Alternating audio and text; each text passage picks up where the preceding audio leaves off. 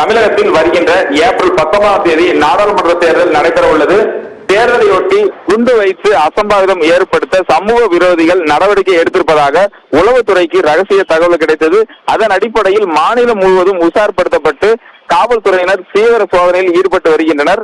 சேலம் மாவட்டத்தில் சேலம் மாநகர காவல் உதவி ஆணையர் விஜயகுமாரி உத்தரவின் பேரில் மாநகரின் 4 பேர் கொண்ட 8 குழுக்கள் அமைத்து பொதுமக்கள் அதிகம் கூடும் இடங்கள், தேர்தல் நடத்தும் அலுவலகங்கள் மற்றும் தேர்தல் வாக்குப்பதிவு நடைபெறும் மையங்கள் உள்ளிட்ட பல பகுதிகளில் சோதனை மேற்கொண்டு வருகின்றனர்.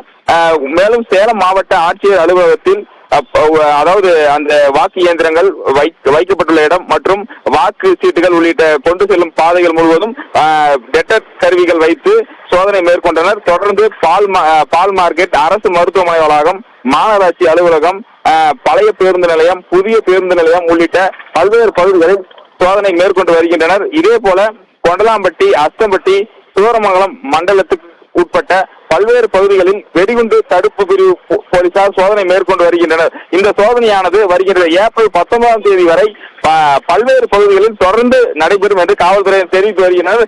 இது ஒரு புறம் இருக்க, சேலம் மாவட்ட காவல் கண்காணிப்பாளர் அறிக்கை ஒன்றை தற்போது வெளியிட்டுள்ளார். சமூக வலைதளங்களில் உண்மைக்கு புறம்பாக செய்திகளை பரப்பினால் கடும் நடவடிக்கை எடுக்கப்படும் என்று சேலம் மாவட்ட காவல் கண்காணிப்பாளர் தற்பொழுது அறிக்கை ஒன்றை வெளியிட்டுள்ளார். சேலம் மாவட்டத்தில் சுதந்திரமாக மற்றும் நியாயமான முறையில் தேர்தலை நடத்தும் வகையில் மாவட்ட காவல்துறை சார்பில் பல்வேறு நடவடிக்கை எடுத்துக் கொள்ளப்பட்டு வருகிறது.